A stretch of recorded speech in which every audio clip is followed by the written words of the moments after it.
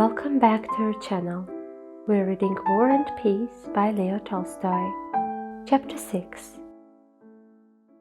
Having thanked Anna Pavlovna for her charming soirée, the guests began to take their leave. Pierre was ungainly, stout, about the average age, broad, with huge red hands. He did not know, as the saying is, how to enter a drawing-room, and still less how to leave one. That is, how to say something particularly agreeable before going away. Besides this, he was absent-minded. When he rose to go, he took up instead of his own the general's three-cornered hat, and held it, pulling at the plume, till the general asked him to restore it. All his absent-mindedness and inability to enter a room and converse in it was, however, redeemed by his kindly, simple, and modest expression. Anna Pavlovna turned toward him, and with a Christian mildness that expressed forgiveness of his indiscretion, nodded and said, "I hope to see you again, but I also hope you will change your opinions, my dear Monsieur Pierre." When she said this, he did not reply and only bowed. But again everybody saw his smile, which said nothing, unless perhaps opinions are opinions, but you see what a capital, good-natured fellow I am. And everyone, including Anna Pavlovna, felt this. Prince Andrew had gone out into the hall, and turning his shoulders to the footman, who was helping him on his cloak, listened indifferently to his wife's chatter with Prince Hippolyte, who had also come into the hall. Prince Hippolyte stood close to the pretty, pregnant princess and stared fixedly at her through his eyeglass. "Go in, Annette, or you will catch cold," said the little princess, taking leave of Anna Pavlovna. "It is settled," she added in a low voice.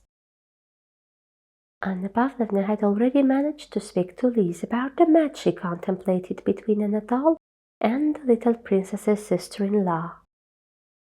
"I rely on you, my dear," said Anna Pavlovna also in a low tone. "Write to her, and let me know how her father looks at the matter. Au revoir." And she left the hall. Prince Hippolyte approached the little princess, and bending his face close to her, began to whisper something. Two footmen, the princess's and his own, stood holding a shawl and a cloak, waiting for the conversation to finish. They listened to the French sentences, which to them were meaningless, with an air of understanding, but not wishing to appear to do so. The princess, as usual, spoke smilingly and listened with a laugh. "I am very glad I did not go to the ambassador's," said Prince Hippolyte. "So dull. It has been a delightful evening, has it not?" "Delightful." "They say the ball will be very good," replied the princess, drawing up her downy little lip. "All the pretty women in society will be there."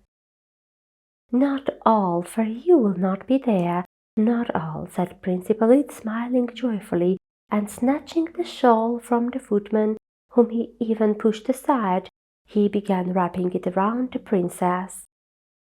Either from awkwardness or intentionally, no one could have said which, after the shawl had been adjusted, he kept his arm around her for a long time, as though embracing her.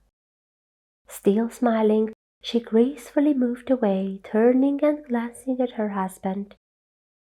Prince Andrew's eyes were closed, so weary and sleepy did he seem. "Are you ready?" he asked his wife, looking past her. Prince Hippolyte hurriedly put on his cloak, which in the latest fashion reached to his very heels, and stumbling in it, ran out into the porch, following the princess, whom a footman was helping into the carriage.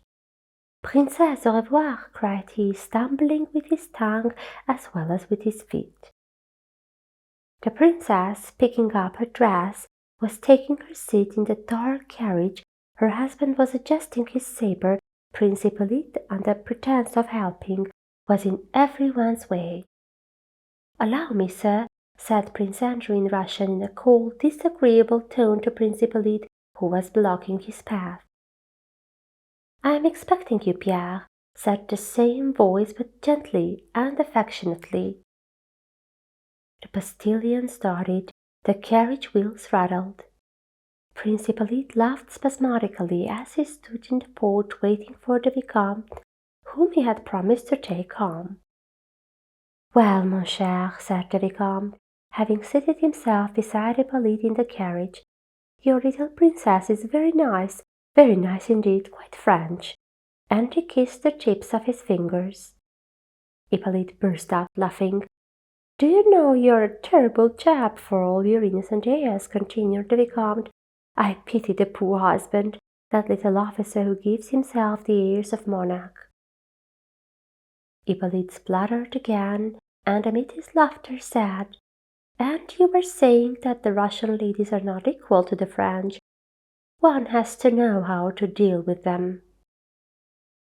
Pierre, reaching the house first, went into Prince Andrew's study like one quite at home, and from habit immediately lay down on the sofa, took from the shelf the first book that came to his hand. It was Caesar's Commentaries, and resting on his elbow, began reading it in the middle. "What have you done to Mademoiselle Gérard? She will be quite ill now," said Prince Andrew as he entered the study, rubbing his small white hands. Pierre turned his whole body, making the sofa creak. He lifted his eager face to Prince Andrew, smiled, and waved his hand. "That abbé is very interesting, but he does not see the thing in the right light. In my opinion, perpetual peace is possible, but I do not know how to express it, not by a balance of political power." It was evident that Prince Andrew was not interested in such abstract conversation. "One can't everywhere say all one thinks, mon cher. Well, have you at last decided on anything? Are you going to be a guardsman or a diplomatist?" asked Prince Andrew after a momentary silence. Pierre sat up on the sofa with his legs tucked under him. "Really, I don't yet know. I don't like either the one or the other." "But you must decide on something. Your father expects it." Pierre, at the age of 10, had been sent abroad with an abbé as tutor, and had remained away till he was 20. When he returned to Moscow, his father dismissed the abbé and said to the young man, "Now go to Petersburg, look round, and choose your profession. I will agree to anything. Here is a letter to Prince Vasily, and here is money. Write to me all about it, and I will help you in everything." Pierre had already been choosing a career for 3 months, and had not decided on anything. It was about this choice that Prince Andrew was speaking. Pierre rubbed his forehead. "But he must be a Freemason," said he, referring to the abbé whom he had met that evening. "That is all nonsense," Prince Andrew again interrupted him. "Let us talk business. Have you been to the Horse Guards?" "No, I have not. But this is what I have been thinking and wanted to tell you. There is a war now against Napoleon. If it were a war for freedom, I could understand it and should be the first to enter the army.